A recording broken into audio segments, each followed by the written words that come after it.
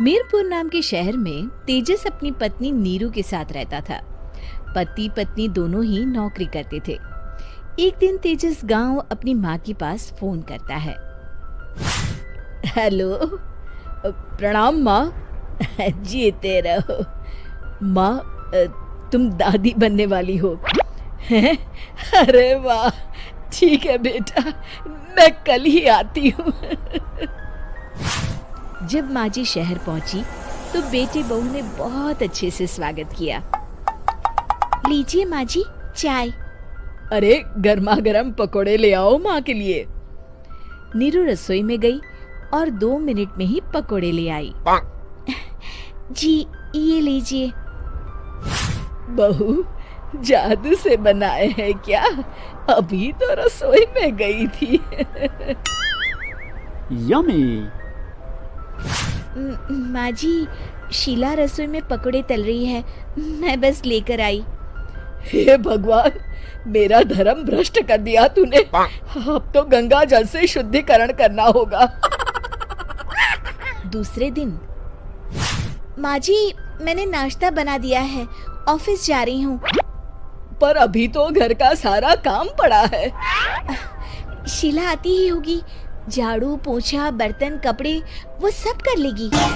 हमारे जमाने में घर का सारा काम हम ही करते थे। जी माँ जी, आप बहुत होशियार हैं, मैं घर ऑफिस दोनों नहीं संभाल पाती। तो जरूरत क्या है घर से बाहर जाकर चाकरी करने की?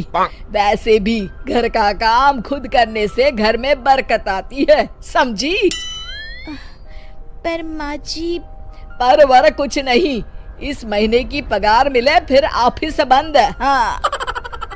रात को नीरू तेजस से कहती है, सुनिए जी, माँ जी बोल रही थी कि मैं नौकरी छोड़ दूं। वैसे ठीक ही तो है, अभी तुम्हें आराम की जरूरत है। फिर भी आराम कहाँ, शीला को छुड़ाने के लिए बोल रही थी।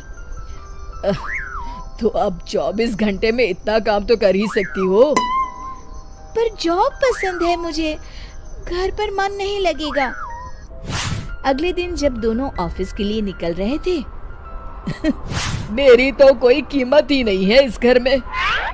माँ जी, आजकल महंगाई बहुत है, रहन सहन भी बदल गया है, दोनों नौकरी करते हैं तभी ठीक रहता है। अच्छा, तू कहना क्या चाहती है? मेरा बेटा तुझे बिठा के खिला नहीं सकता? तू ही इस घर का खर्च चला रही है, हैं? नहीं माँ जी, मेरा वो मतलब नहीं था। मतलब खूब समझती हूँ, ये बाल धूप में सफेद नहीं किए मैंने। हाँ। अब तो ये रोज का काम हो गया था। तेजस भी रोज की झिकझिक से परेशान हो गया था। एक दिन उसने कहा, नीरू, वैसे भी तुम्हें मैटरनिटी लीव मिलने वाली है, तो अभी से ही छुट्टी ले लो। पर क्या, मेरी सैलरी अच्छी खासी है। आखिर नीरू ने रिजाइन कर दिया। जब बच्चा हुआ तो घर में सब बहुत खुश हुए। कुछ दिनों बाद तेजस फाइल देख रहा था। क्या हुआ तेजस, कुछ परेशान लग रहे हो? हाँ, वो हमारी जितनी सेविंग्स थी वो तो हॉस्पिटल में और छठी के फंक्शन में खत्म हो गई है नीरू।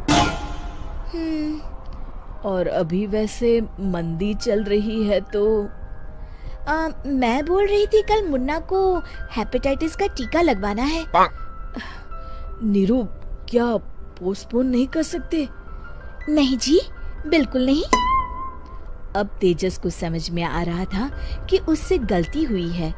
पैसों की कमी का असर घर के माहौल पर भी पड़ रहा था। अगले दिन, बेटा मेरा चश्मा और ये दवाइयाँ ले आना, पर्चा देते हुए माँ जी ने कहा। जी।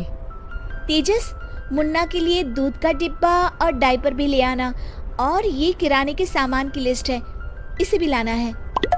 तेजस गुस्से में लिस्ट मरोड़कर फेंकता है और चिल्लाता है, पैसे क्या पेड़ पर उगते हैं? ये ले आना, वो ले आना। अरे, पर ये जरूरत का सामान ही है। वो गुस्से में बिना कुछ कहे ऑफिस चला गया। अरे लंच तो ले जाइए। नीरू दौड़कर डिब्बा पकड़ाती है एक दिन खाना खाने के बाद, नीरू, अब तो मुन्ना कुछ बड़ा हो गया, तो अब तुम वापस ज्वाइन कर लो ना जॉब। पर इस रिसेशन में जॉब मिलना बहुत मुश्किल है। ट्राई तो करो। फिर मुन्ना? माँ जी है ना, और एक फुल टाइम मेड भी लगा लेंगे। पर माँ जी, उन्हें तो पसंद नहीं। तभी माँ जी वहाँ आ जाती है और प्यार से नीरू के सर पर हाथ फेरते हुए बोलती है, अब मेरी समझ में आ गया बहू, पहले के और अब के समय में अंतर है। तुम काम शुरू करो, मुन्ना की जिम्मेदारी मेरी। मेरी प्यारी माँ जी। ये कहकर नीरू उनके गले लग गई।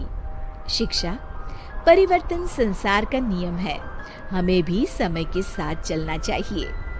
उम्मीद है कि आपको हमारी ये कहानी पसंद आई होगी।